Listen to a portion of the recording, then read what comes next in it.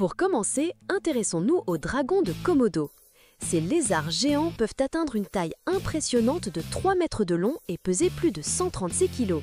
Dotés de membres puissants, de dents acérées comme des rasoirs et d'une morsure venimeuse, ce sont des chasseurs redoutables. Alors, si jamais vous vous retrouvez face à l'un d'eux, mieux vaut savoir exactement comment réagir. Étape 1, dites-lui bonjour. Non, je plaisante. Quoi que vous fassiez, gardez vos distances. Même si la tentation est grande d'observer de plus près ces créatures impressionnantes, s'approcher est une très mauvaise idée. Les dragons de Komodo n'aiment pas qu'on envahisse leur espace personnel. Et pour info, ils ont un odorat surdéveloppé, capable de sentir le sang à des kilomètres, un peu comme des chiens de chasse. Donc si vous êtes une femme et que c'est cette période du mois, c'est le moment de commencer à rédiger votre testament. Si ce n'est pas votre cas, vous avez encore une petite chance. Bougez lentement et calmement. Évitez les bruits forts qui pourraient attirer son attention. Oh génial, vous venez de tout gâcher. Le dragon est sur le point d'attaquer, alors changement de plan, courez comme si votre vie en dépendait. Et c'est le cas. Mais courez en zigzag. Les dragons de Komodo sont rapides, pouvant atteindre 21 km/h, mais ils peinent dans les virages serrés. Sprinter en ligne droite fait de vous une cible facile, mais courir en zigzag le ralentira considérablement. Gardez aussi à l'esprit qu'il court vite, mais pas longtemps, il s'épuise rapidement. Trouver un abri sûr est une excellente idée, mais choisissez judicieusement. S'il y a une maison en bois sur pilotis ou une structure surélevée, grimpez vite, les dragons ne sont pas doués pour les escaliers. Évitez les arbres par contre, les jeunes dragons de Komodo sont d'excellents grimpeurs. Oh non! Je déteste vous l'annoncer, mais la morsure d'un dragon de Komodo est venimeuse. Elle empêche votre sang de coaguler, vous allez donc saigner abondamment et vous affaiblir de minute en minute. Fuir ne servira peut-être à rien, car le dragon pourrait vous suivre jusqu'à ce que le venin fasse effet.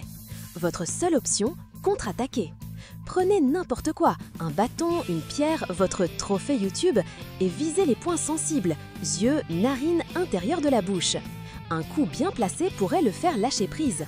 Après vous être défendu, consultez un médecin immédiatement. Le venin provoque des saignements abondants, un état de choc et de vilaines infections. Ne perdez pas une seconde.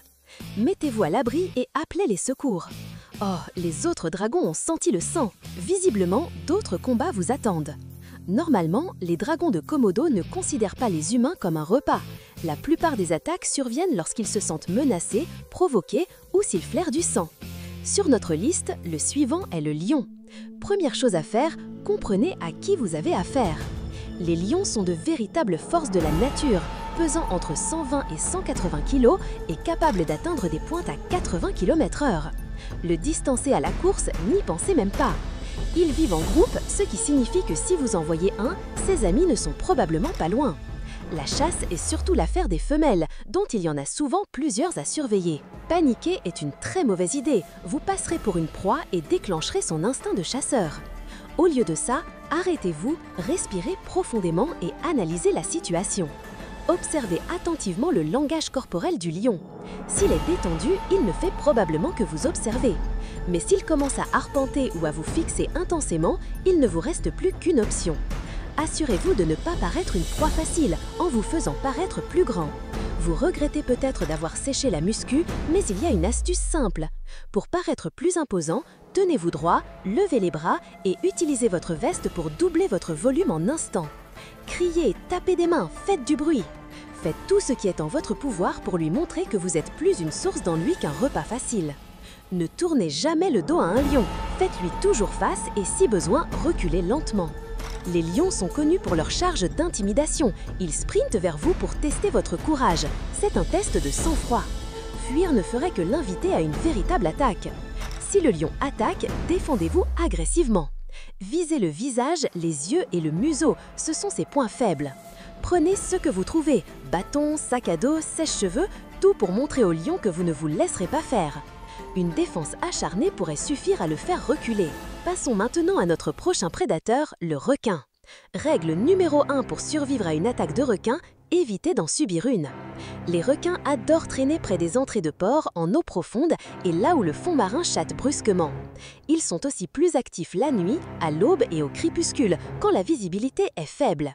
Donc si vous nagez ou plongez, restez en eau peu profonde, évitez les zones troubles et les heures à risque. Mais disons que vous avez été assez imprudent pour vous aventurer dans ces zones et que, par un coup de malchance, vous apercevez un requin.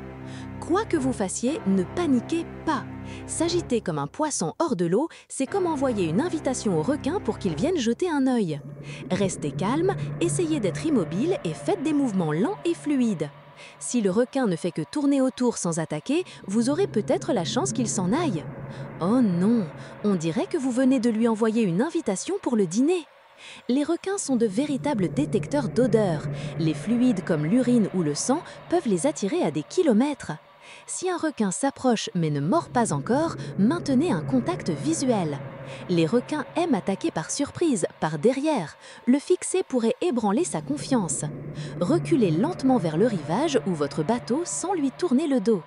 Et souvenez-vous, pas d'éclaboussure.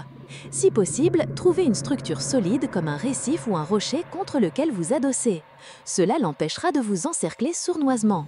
Mais si la malchance persiste et que le requin décide de se rapprocher, c'est le moment de passer à l'action. Défendez-vous avec tout ce que vous avez. Frappez, donnez des coups de pied, cognez, chatouillez, bref, tout ce qui fonctionne.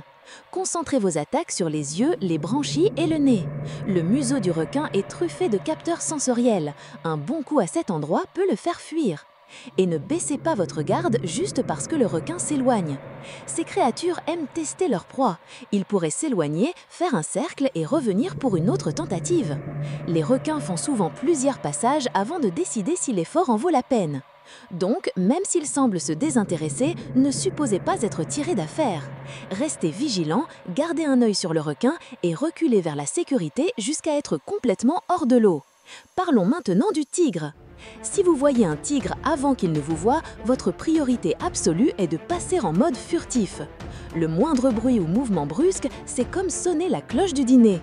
Même si le tigre a l'air blessé, vieux ou mal en point, ne vous y trompez pas, il est toujours capable d'infliger de sérieux dégâts. Rester silencieux et immobile vous donne ce précieux instant pour planifier votre prochaine action avant que le tigre ne vous repère. Oh, j'imagine que vous avez encore tout gâché. Peu importe, essayez maintenant de rester calme. Plus facile à dire qu'à faire, mais c'est crucial. Ne le regardez surtout pas dans les yeux. Un concours de regard avec un tigre est perdant d'avance. Il pourrait y voir un défi ou une agression. Au lieu de cela, reculez lentement tout en faisant face au tigre. Faites des mouvements fluides et réguliers sans jamais lui tourner le dos. Avec un peu de chance, le tigre se désintéressera. Continuez de vous éloigner jusqu'à être complètement hors de son territoire. Ne vous accroupissez jamais, ne vous asseyez pas, ne vous faites pas petit. Les tigres chassent à l'affût et si vous paraissez faible ou soumis, vous l'invitez pratiquement à attaquer. Restez debout, paraissez grand et gardez confiance en vous. Votre taille et votre posture peuvent faire la différence entre la vie et la mort.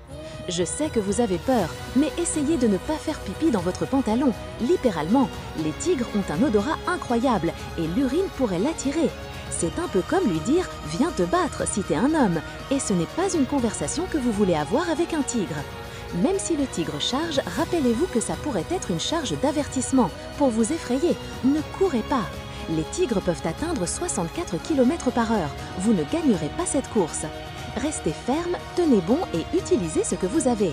Les tigres sont immensément puissants, mais s'ils pensent que vous êtes plus coriace que prévu, ils pourraient décider de s'en aller. Si vous cherchez une issue, grimper est votre meilleure option, mais seulement s'il s'agit d'un arbre grand et solide ou d'une structure similaire. Contrairement à d'autres grands félins, les tigres ne sont pas d'excellents grimpeurs, mais ils pourraient tenter le coup. Assurez-vous donc de monter assez haut pour être hors de portée et restez-y jusqu'à ce que la voie soit libre ou que les secours arrivent. Et quoi que vous fassiez, ne sautez pas dans l'eau. Contrairement à la plupart des grands félins, les tigres sont excellents nageurs. Vous ne feriez que troquer un danger contre un autre. Regardez-moi ça!